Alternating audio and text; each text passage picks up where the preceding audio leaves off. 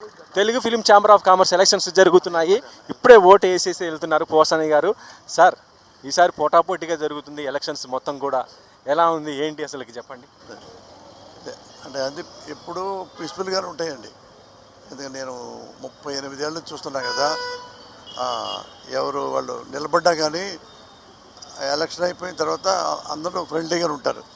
ఎవరి జీవితాల వాళ్ళవి, ఎవరి వృత్తి వాళ్ళది. అదే తప్ప అంటే సార్ ఈసారి ఎలక్షన్స్ ఎలా ఉన్నాయంటే 2 ప్యానల్, ఇటు ప్రోగ్రెసివ్ కానీ అటు మన ప్యానల్ కానీ ఏంటంటే కొద్దిగా పొటాపొటీగా ఉన్నారు. కొంత ఛాంబర్లో మార్పులు రావాలి, ఎందుకంటే మేము సినిమాలు తీస్తున్నాము అనేసి ప్రోగ్రెసివ్ వాళ్ళు ఉన్నారు. మాకు చాలా ఇబ్బందులు ఉన్నాయి ఇండస్ట్రీకి సంబంధించి, అటువంటి పరిష్కరించుకోవాలంటే ఈ ప్రోగ్రెసివ్ గెలవాలి అంటున్నారు. మీరు ఒక సీనియర్ ఆర్టిస్ట్గా ఇండస్ట్రీకి మీరు మాజీ ఎఫ్డీసీ చైర్మన్గా కూడా చేశారు కాబట్టి మీకు ఇండస్ట్రీకి సంబంధించి చాలా విషయాలు తెలుసు. ప్రాబ్లమ్స్ ఏంటని నేను ఎప్పుడు మరి ఎన్ని వర్గాలు ఉంటాయో ఏంటో నాకైతే తెలియదు. నేను ఎప్పుడు ఏ వర్గం సంబంధించిన కాదు, మీకు తెలుసు. నాకు మంచి చెడు ఆ రెండే చూస్తా. అది ఏ పార్టీ, ఏ వర్గం, ఏ కులం కూడా చూడను. ఇతను మంచివాడైతే అతను కొట్టేస్తా, అంతే లెక్క. నా లెక్క. వాళ్ళు ఇతరత్ర మీరు అనుకున్నట్టుగా ఈ వర్గాలు ఇవి అవి దా రీజన్స్ నాకు సంబంధం లేదు. నేను ఎప్పుడు ఒక రీజన్ అడ్డపెట్టుకొని ఓటేయను, టోటాలిటీ పెట్టుకుంటా. పొరపాటు ఎవరికైనా జరుగుతాయి, ఇంకోటి జరుగుతాయి, మిస్టేక్స్ జరుగుతాయి, మరి సరిదిద్దుకున్నవాడే లీడరు అని అట్లా నేను థింక్ చేస్తాను తప్ప ఇతను నాకు నచ్చలేదు ఇక ఇయ్యను అట్లాంటి నాకు చేతకాని వ్యవహారం అయ్యి. నాకున్న సినిమా ఇండస్ట్రీలో నేను చాలా సీనియర్ని కాబట్టి పెద్ద పెద్ద వాళ్ళందరూ చూస్తున్నా, కొత్త వచ్చి వాళ్ళందరూ చూస్తున్నా. నాకు అవగాహన ఉంది, ఒకళ్ళ మీద నేను కామెంట్ చేయదలుచుకోలేదు. అవగాహన ఉంది, వాళ్ళకే నేను కొట్టేస్తాను. అంటే ఇప్పుడు ప్రోగ్రెసివ్ వాళ్ళు అనేది ఏంటంటే ఫిలిం ఛాంబర్ అనేది మొత్తం బిల్డింగ్ మనది, గవర్నమెంట్ ఇండస్ట్రీకి ఇచ్చింది. కాకపోతేనేమో మన ప్యానల్ వాళ్ళేమో అది ప్రైవేట్ది అనేసి వాళ్ళు చెప్తున్నారు. ఒకవేళ కనుక వీళ్ళు గెలిస్తే మాత్రము, అంటే మన ప్యానల్ గెలిస్తే మాత్రం ఫిలిం ఛాంబర్ అనేది మొత్తం పోయి ఇక్కడ ఏరేది వస్తుంది, కమర్షియల్ కాంప్లెక్స్ అనేసి వాళ్ళు అంటున్నారు.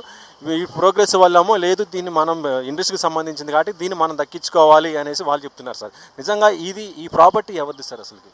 అమ్మ, నాకంత నాలెడ్జ్ లేదన్నా, నాకంత నాలెడ్జ్ లేదు ఈ విషయంలో. నేను మంచి చూడానన్నా, రెండు షుడ్ నాట్ ఫర్గెట్ దట్.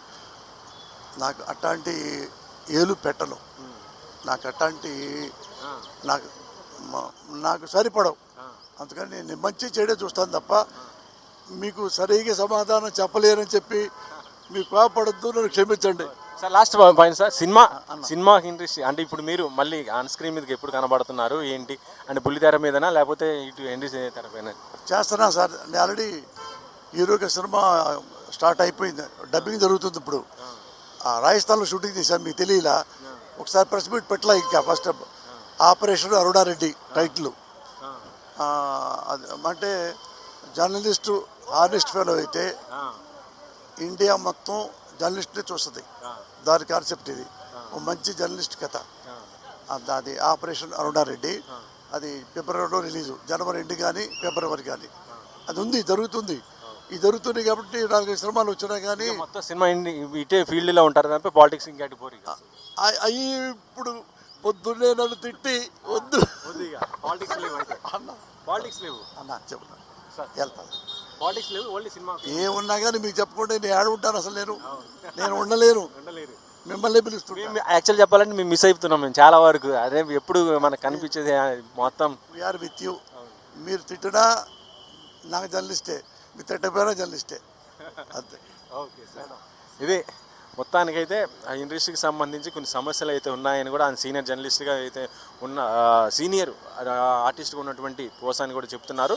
అయితే సినిమాలకు మాత్రమే ప్రస్తుతం పరిమితమయ్యానని, పాలిటిక్స్కి మాత్రం కాస్త దూరంగా ఉన్నట్టుగా చెప్తున్నారు. కెమెరామెన్ పాషతో వెంకట్, 10 TV.